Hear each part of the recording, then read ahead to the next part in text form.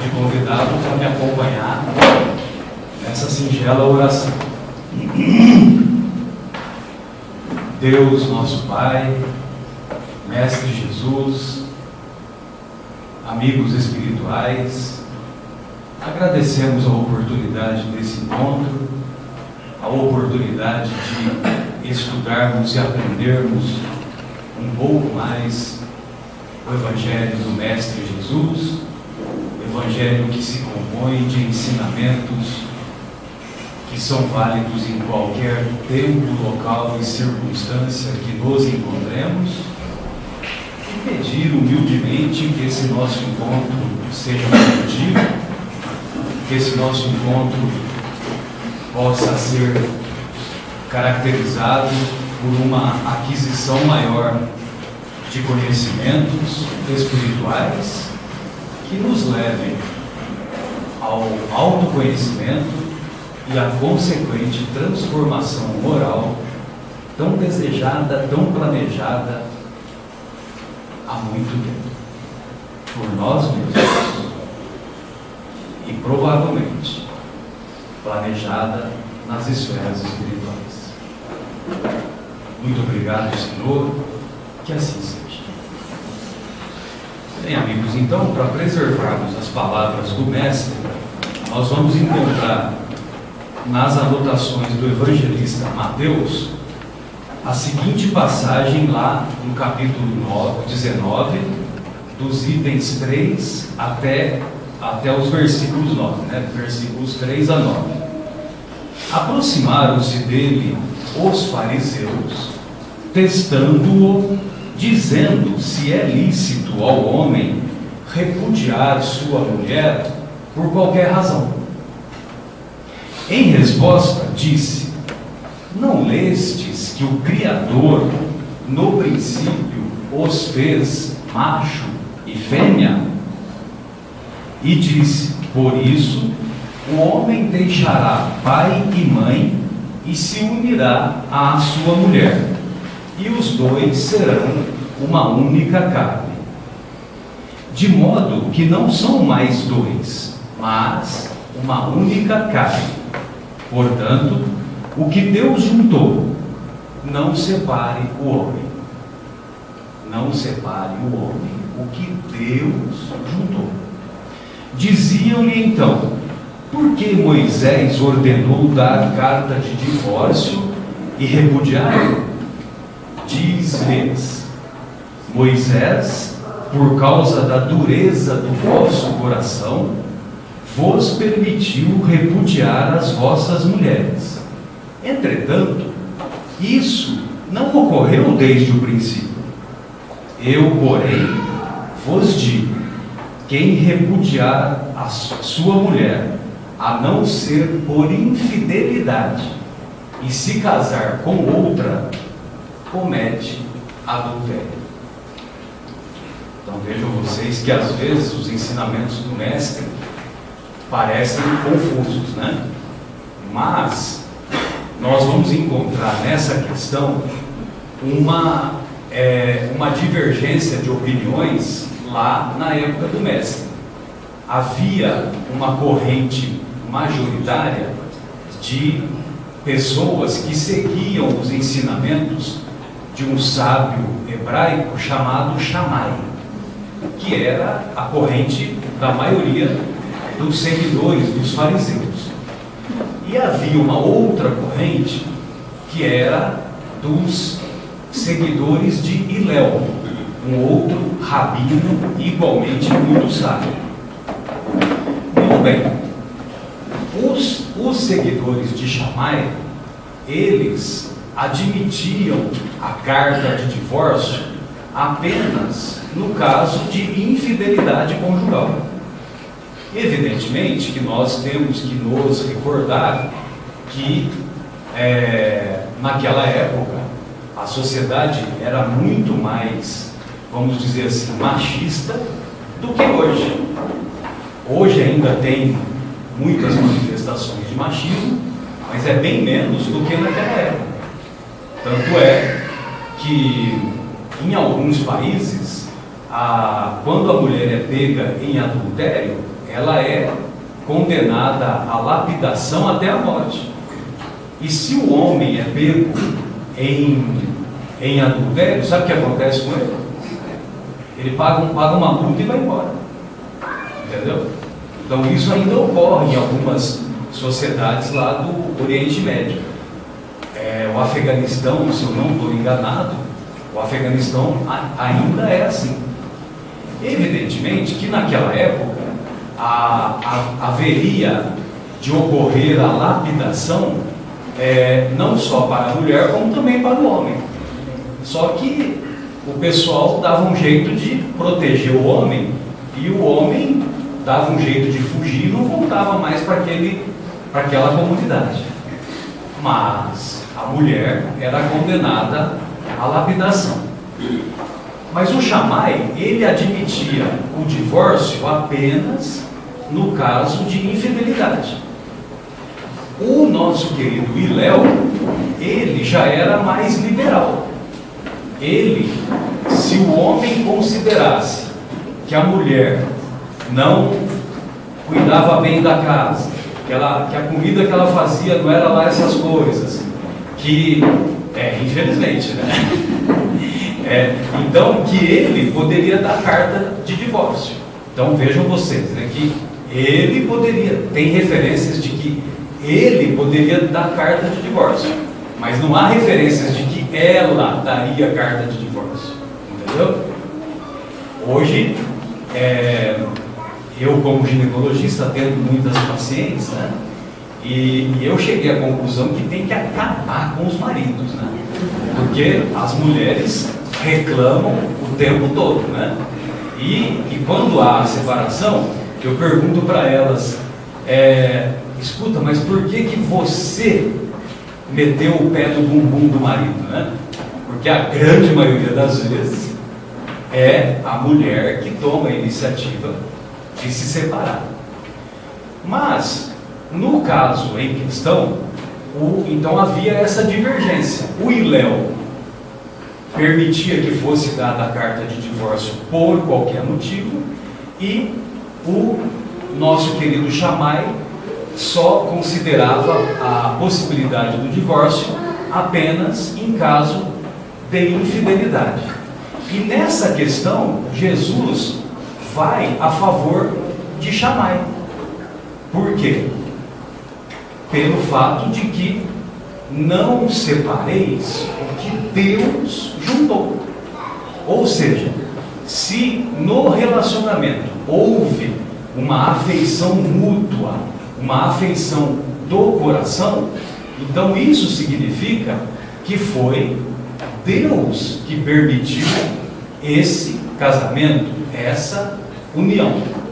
Agora, se a afeição ocorreu devido aos interesses de ordem material, e eu não digo só em relação às questões financeiras, basta lembrar que ainda hoje nós temos sociedades que a criança do sexo masculino é prometida para outra família que vai se casar com outra criança do sexo feminino futuramente, quando chegar na idade de 18 anos, 20 anos e assim por diante.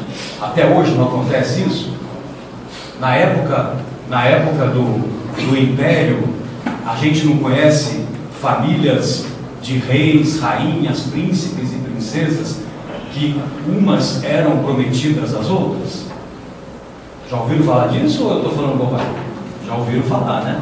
Então, até hoje isso acontece, imaginem naquela época.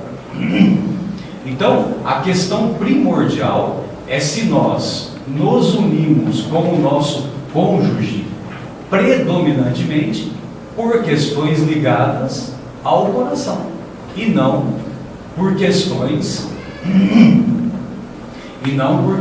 ligadas às questões de ordem material. Então, quando Jesus diz que no princípio não era assim, no princípio, vou pegar uma cola, viu, Rodolfo? É uma colinha aqui. Então, quando Jesus diz que no princípio não era assim, então imaginem vocês, né? Moisés é 1.200, 1.300 anos antes de Cristo. E lá na Torá tem essa permissão de dar a carta de divórcio.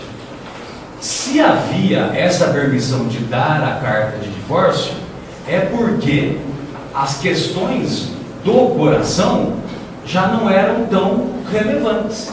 Por isso que foi permitido essa possibilidade de você não se manter unido com uma pessoa que provoca...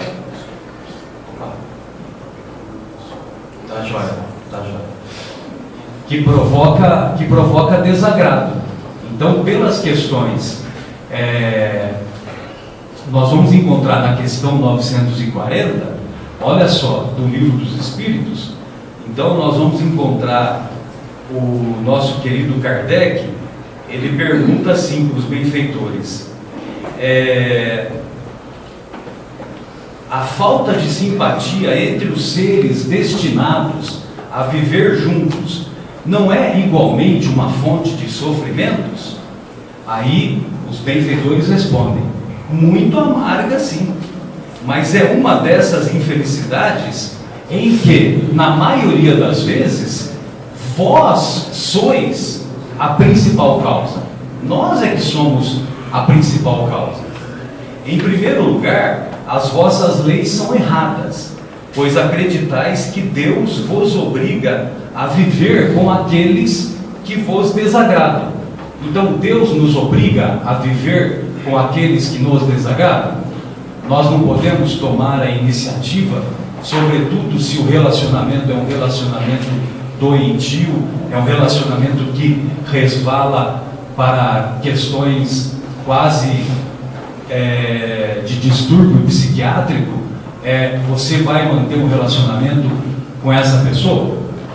Felizmente hoje nós temos até lei que permite que aquela pessoa que nós não mais temos afinidade mantenha a distância de 100 metros, 300 metros, não sei exatamente o que diz a lei, mas é em torno disso. Então, Deus não nos obriga a manter um relacionamento que já ocorreu a separação há muito tempo. Agora, isso não significa que questões menores não possam ser superadas. Há um pensamento do nosso querido Emmanuel que parece uma praga, né? E eu aprendi isso com o nosso querido Jorge Elahá. Eu até convido vocês a acompanharem as palestras, o pinga-fogo que o Jorge Elahá apresenta no YouTube, que é rico de conhecimentos, né? É rico de aprendizado. Então, ele lembra essa frase do Emmanuel, que tem pessoas que dizem assim, quer dizer, Emmanuel diz: aqueles que abandonam seus relacionamentos sob o argumento de que não são compreendidos, não encontrarão paz. Olha só, né? Parece uma praga, né? Ou seja, se você vai largar da sua esposa porque você não é compreendido, pode tirar o cavalinho da chuva que você não vai encontrar paz. O caminho não é esse. Agora, o que o Emmanuel quer dizer? O Emmanuel quer dizer que nós devemos nos esforçar, e aí é que entra a questão do autoconhecimento, é que entra a nossa superação do orgulho, do egoísmo, porque nós devemos nos esforçar mais para compreender do que ser compreendido. Vocês já ouviram isso alguma vez? Não é assim na oração de São Francisco? Então, agora nós fazemos o contrário. Nós fazemos o contrário por causa do orgulho. Então, como eu falava lá, voltando lá aos tempos bem antes de Moisés, quando o relacionamento era um relacionamento natural, então nós tínhamos lá o nosso instinto de conservação, nós saímos à caça e logicamente que para preservar a vida, muitas vezes nós encontrávamos meios para fugir dos animais, ou outras situações nós tínhamos que enfrentar os animais para preservar a vida. Então, nessa época aí do instinto de conservação, nós nos uníamos às pessoas, ao nosso cônjuge, pelo sentimento mais elevado do coração. Agora, a partir do momento em que os vícios morais passaram a predominar em nós, sobretudo o orgulho, e é o orgulho que gera o egoísmo, sobretudo o orgulho, então nós passamos a fazer com que esses vícios morais transformassem o relacionamento num relacionamento mais degradado. Então, quando você diz que uma pessoa é orgulhosa, então significa que ela se considera mais do que os outros. E, convenhamos, tem pessoas que não somente se acham, como elas se têm certeza. É ou não é? Eu não me acho, eu me tenho certeza.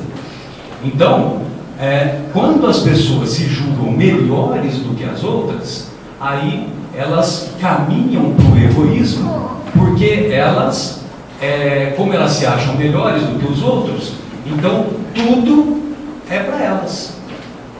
Por isso que na visão da psicologia, o egoísmo, a pessoa que é egoísta, ela pensa da seguinte maneira: primeiro eu, depois os meus, e aos outros nada. Entendeu? Então é justamente isso que nós devemos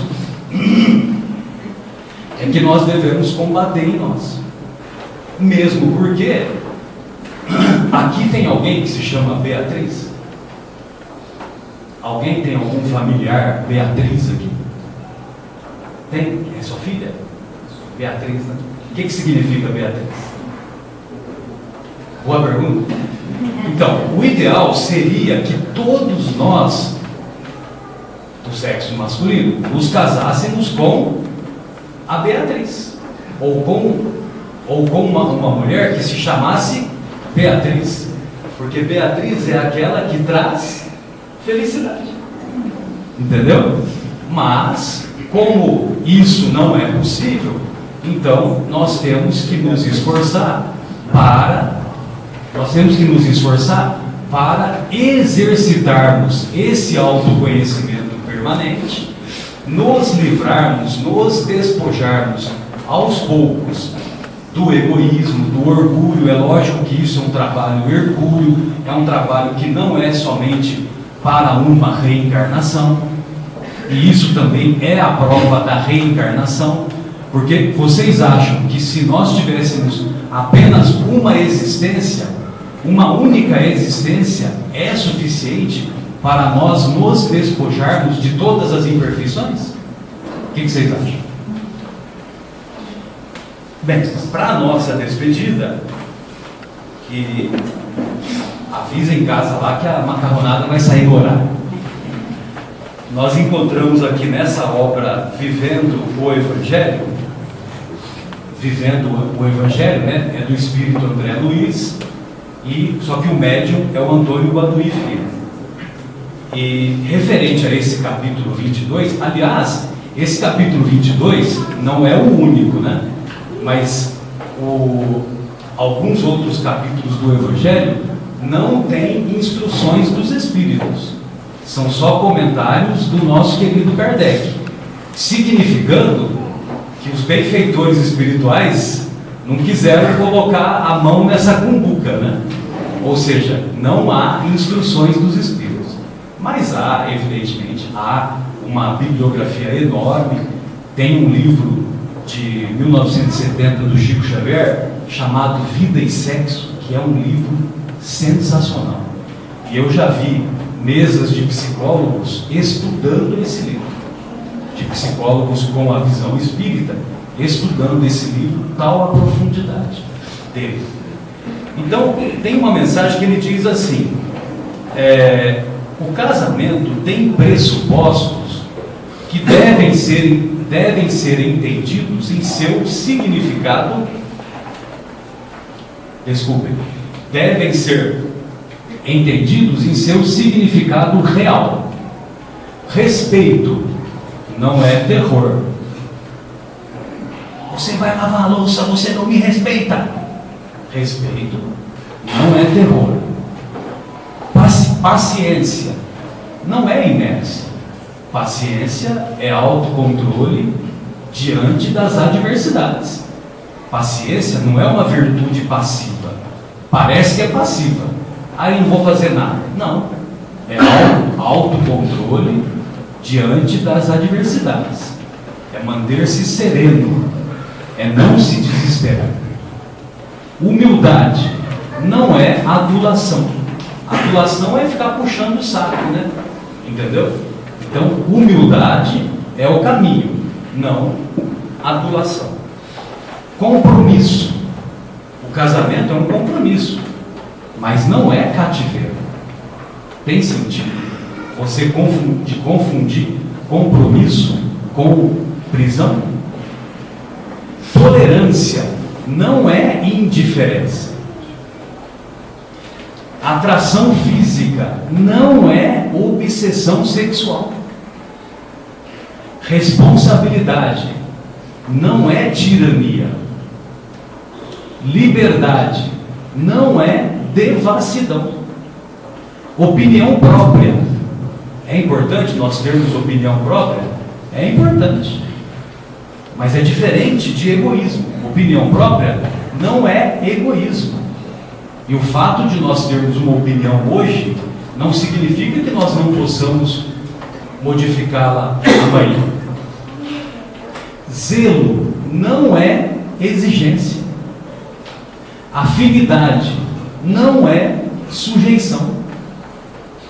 Amor não é paixão. Tem até aquela música da Rita Lee, né? Só que é sexo e paixão, né? Uma bela música, inclusive. De acordo com a lei divina, a união conjugal dispensa preconceitos e conveniências, motivo pelo qual o casamento sem afeto não é união de verdade. Casamento sem afeto não é união de verdade. É engano predestinado ao fracasso. E não é por causa da Beatriz, né? Bem, amigos, então, para a nossa despedida, eu só gostaria de deixar uma vez mais esse pensamento do Emmanuel, que aqueles que abandonam seus relacionamentos sob o argumento de que não são compreendidos, não encontrarão paz, porque a paz não vem dos outros. A paz, ela é uma construção íntima, e paz não é sossego, não é ficar tomando cerveja no domingo à tarde, e esse domingo à tarde vai ser eternamente. Isso não é paz. Paz não é sossego. Evidentemente que quando eu falei de tomar cerveja, no nosso caso é tudo cerveja sem álcool, entendeu? Bem, então eu gostaria de finalizar. Eu gostaria de finalizar com a oração de São Francisco. Só que eu gostaria que vocês me acompanhassem. Eu sei que muitos sabem de cor, mas eu gostaria que vocês me acompanhassem em pensamento, ok? Então vamos lá. Senhor, fazei de mim instrumento da vossa paz. Onde houver ódio, que eu leve o amor. Onde houver discórdia, que eu leve a união. Onde houver ofensa, que eu leve o perdão. Onde houver dúvida, que eu leve a fé. Onde houver erro, Senhor, que eu leve a verdade. ansiedade, onde houver desespero, que eu leve a esperança, onde houver tristeza, que eu leve a alegria, onde houver treva, que eu leve a luz. Mestre, fazei que eu procure mais consolar que ser consolado, compreender que ser compreendido, amar que ser amado, pois é dando que se recebe, é perdoando que se é perdoado, e é morrendo que se nasce para a vida eterna.